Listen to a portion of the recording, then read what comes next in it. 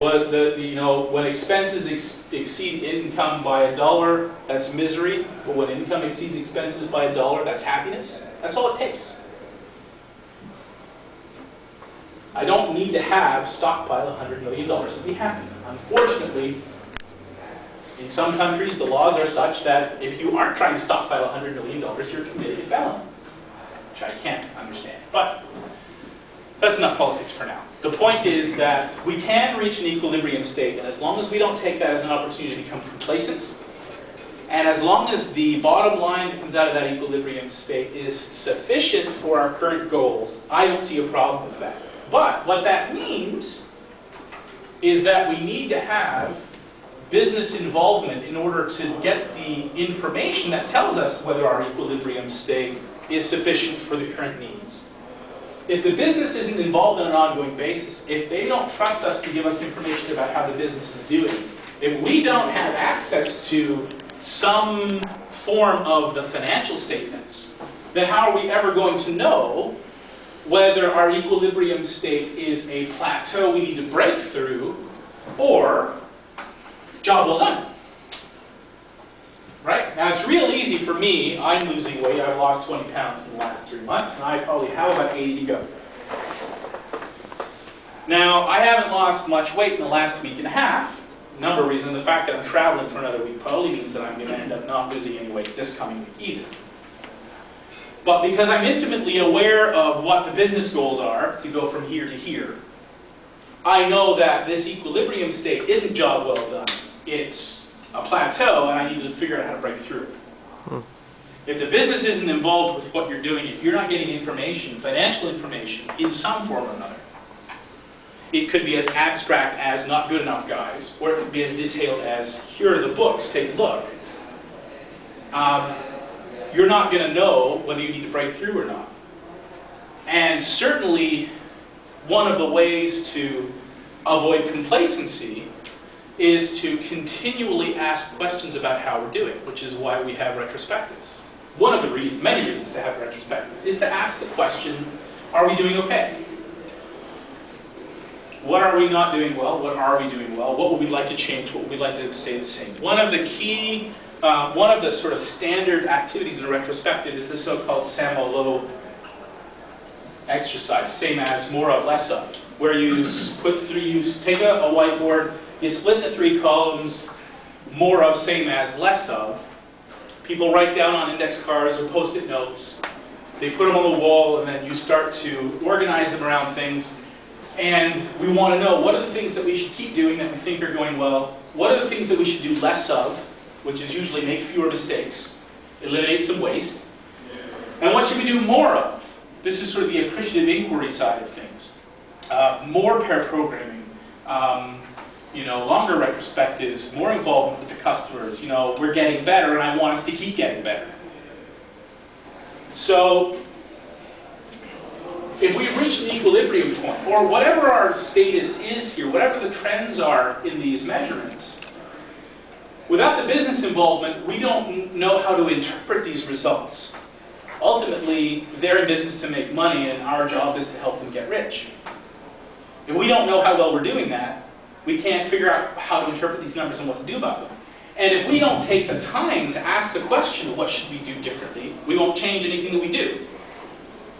Now, this is a good time to come to this sort of side discussion on production and production capacity. So, mostly here we're talking about measuring throughput in terms of how much we spit out. The idea is to produce products that people will buy. If it were possible, that's not true. If we're sophisticated enough to sell our software by the feature, which certainly can be done. There are a number of websites out there. 37 Signals are building an entire business around the idea of selling almost down to the level of individual features, right? They have these very simple sites like Campfire, like Backpack It. There are 4 different plans. Literally, there's a minimum number of features, and then each plan gives you 1 additional feature, and there are different price points. They're selling by the feature. There's a minimum number of features you have to buy, and after that, it's incremental. You pay per feature. And you can add a feature at any time, and you can remove a feature at any time. So it's not an impossible thing to do. You have to change the way you view what you sell in order to make it happen. If we could do that, if we could literally just sell by the feature, and if we could deliver features every week, that means that we can take money every week. When I took accounting in high school, my teacher, whose name was Lindsay Macklin, his nickname was Boomer. You could hear him down the hall. And he had some very cut and dried rules about the way to handle money. He talked a lot about personal finance because he, like people like Robert Kiyosaki, believe that kids don't learn enough about personal finance until it's too late. And Lindsay Macklin used to say to us, there's a real simple rule about money that if you follow it will help you out a lot. Pay people on the last day possible and get your money as quickly as you can. If you just do that, you'll be ahead of 50%, 60% of everybody else.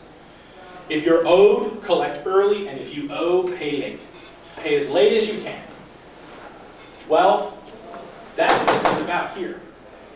We're concerned about production because if we could produce regularly and sell, we could get that money sooner.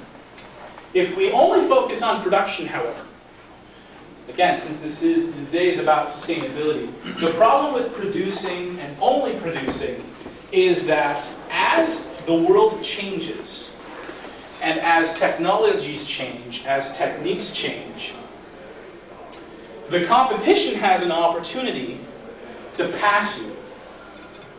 Right? If you get in on the ground floor of an idea, and you're working on 1999, 2000, 2001 ways of doing something, and if something happens in 2003 that radically changes the game, and you're not paying attention to that, somebody who starts in 2004 can probably catch up with you in 2006, and by 2009 they're buying you.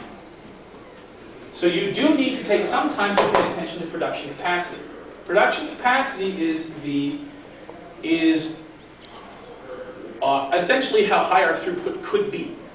For lack of, that's a pretty simple way to look at it. In fact, I'll use that as a working definition.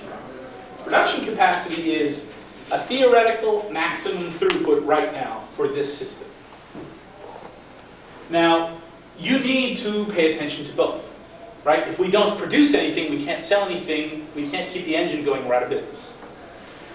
But the longer that we focus on production to the exclusion of production capacity, before too long, production capacity starts to fall.